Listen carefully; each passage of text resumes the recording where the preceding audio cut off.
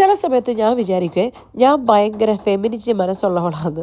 പക്ഷേ ഉണ്ടല്ലോ അതേ ഞാൻ തന്നെ എൻ്റെ കെട്ടിയോനും കൊച്ചും എന്നോട് എന്തെങ്കിലും കഴിക്കുന്ന ഉണ്ടാക്കി തരാമെന്ന് ചോദിച്ചു. ആ ഫെമിനിസ്റ്റ് മനസ്സുണ്ടെന്ന് സ്വയം വിചാരിക്കുന്ന ഞാൻ ഒരു ലോലയായിപ്പോൾ വെറും ലോലാപ്പൂ.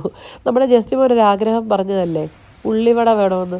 അതെങ്ങനെയാണ് ജസ്റ്റിയുടെ പെങ്ങൾ അമേരിക്കയിലിരുന്ന് ഉള്ളിവട നിന്നപ്പോൾ ഇവിടെ അബുദാബിയിലിരിക്കുന്ന ജസ്റ്റിമോന് ആഗ്രഹം ഉള്ളിവട. അതിപ്പോൾ ഉള്ളിവടയല്ലേ ചോദിച്ചുള്ളൂ, ഒലക്ക വേണമെന്നൊന്നും പറഞ്ഞില്ലല്ലോ. നിസ്സാരം എന്ന് മനസ്സിൽ പറഞ്ഞ് ഞാൻ ഉള്ളിവട ദൈവങ്ങളെ മനസ്സിൽ ധ്യാനിച്ച് ഉള്ളിവട ഉണ്ടാക്കി.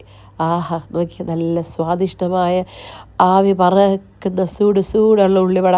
ഇതിപ്പോൾ എൻ്റെ മേക്കോലം കണ്ട് നിങ്ങൾ ഞെട്ടുമൊന്നും വേണ്ട.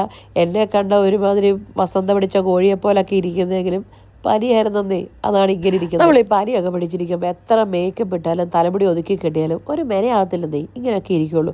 അതുകൊണ്ട് എൻ്റെ മെന നിങ്ങൾ നോക്കണ്ട, ഉള്ളിവിടെ എങ്ങനെയുണ്ട് എന്ന് കോൺസെൻട്രേറ്റ് ചെയ്താൽ മതി കേട്ടോ.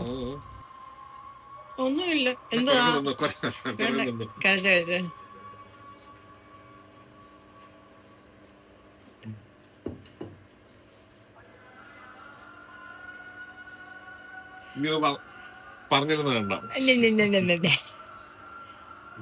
കണ്ടോ എത്ര ചവിട്ടി കുത്തിയൊരു സാധനം നല്ലതാണോ എന്ന് ചോദിച്ചാൽ മിണ്ടുകലാത്ത ആള് ഈ ഇച്ചിരി ഉപ്പൊന്ന് ലേശം കൂടിയതാ പറഞ്ഞു കേട്ടോ, ഉപ്പ് കൂടിപ്പോയില്ലേന്ന്.